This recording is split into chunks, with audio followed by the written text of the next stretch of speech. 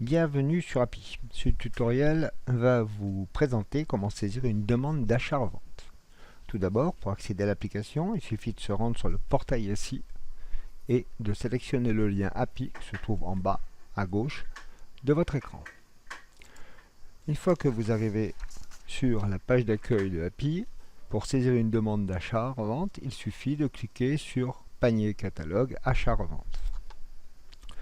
Dans le cadre à gauche, le système vous permet de saisir des informations relatives à votre demande.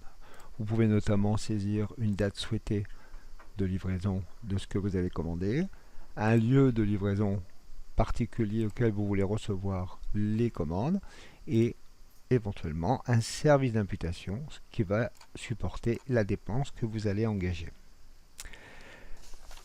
Les articles achat-revente sont répertoriés dans un catalogue que nous appelons le catalogue achat-revente.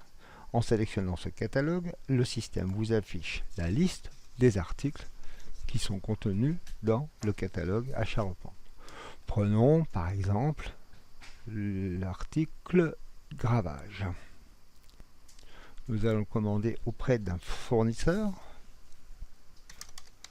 Pour rechercher mon fournisseur, j'ai la possibilité de pouvoir saisir une partie de son nom,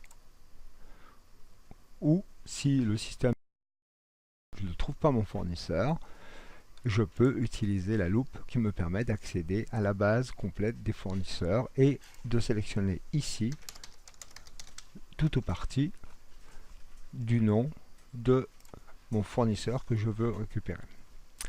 J'indique le prix, par exemple 150 €, éventuellement une référence, et je vais pouvoir enregistrer mon panier sur le gravage.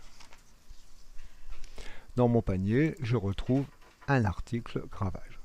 Je vais pouvoir commander un deuxième article, par exemple du carburant. Pareil, le système me propose le fournisseur sur lequel j'ai saisi la première ligne d'achat.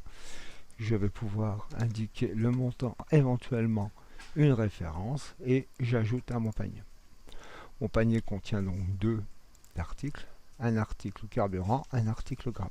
Et une fois que j'ai fini de saisir mon panier, je peux cliquer sur enregistrer. Étant donné que c'est une demande d'achat-revente, pour chacune des lignes que j'ai saisies, gravage, carburant, je vais devoir indiquer au système sur quel véhicule ou sur quel numéro de WER je vais imputer cette dépense. Par exemple, sur la première ligne, on va pouvoir saisir une information à partir du numéro de véhicule, qui peut être son numéro d'immatriculation, son numéro de châssis ou son numéro d'ordre. Donc là, je décide de saisir un numéro de châssis. Le système est allé consulter la base des véhicules et me ramène les caractéristiques de mon véhicule que je n'ai plus qu'à sélectionner. Pour la deuxième ligne, je vais pouvoir y accéder à partir d'un numéro de WER. Je vais donc saisir un numéro de WER et là, pareil, le système va pouvoir me restituer les informations concernant ce numéro de WER que je vais sélectionner. Notons que pour chacune des lignes, il faut au moins avoir rempli les caractéristiques d'un véhicule ou d'un numéro de WER. Une fois que ma demande est complète, je peux envoyer ma demande en approbation.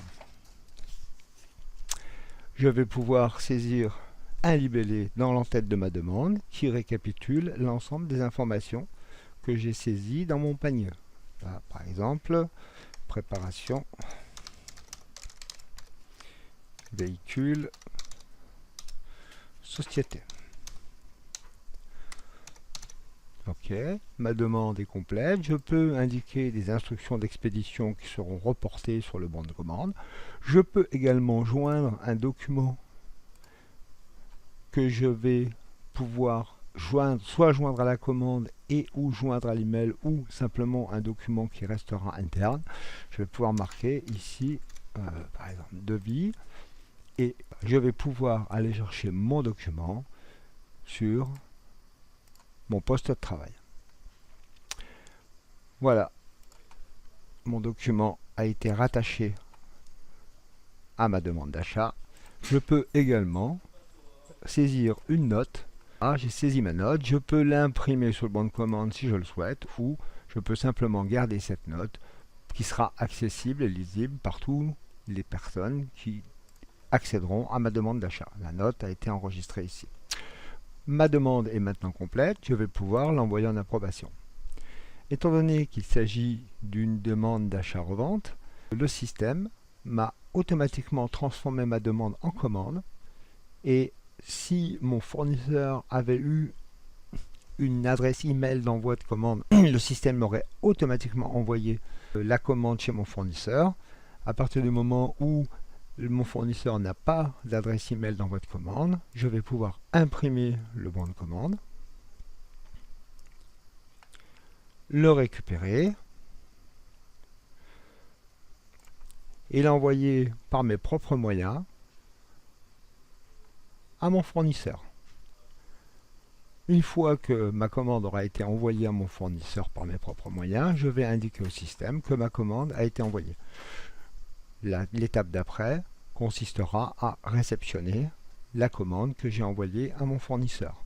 Ma demande est maintenant terminée, la commande a été envoyée au fournisseur. Je vais pouvoir consulter l'ensemble de mes demandes ou de mes commandes en cliquant sur le menu achat, demande ou achat, commande. Là, j'ai ma vue qui me donne l'ensemble des demandes que j'ai saisies. La vue service d'imputation va pouvoir me donner l'ensemble des demandes d'achat qui ont été saisies par moi ou par un de mes collègues de mon établissement. Au niveau des commandes, je retrouve exactement la même vue. Donc j'ai ici les commandes que j'ai effectuées et l'état dans lequel elles sont. Voilà, je vous remercie de votre attention.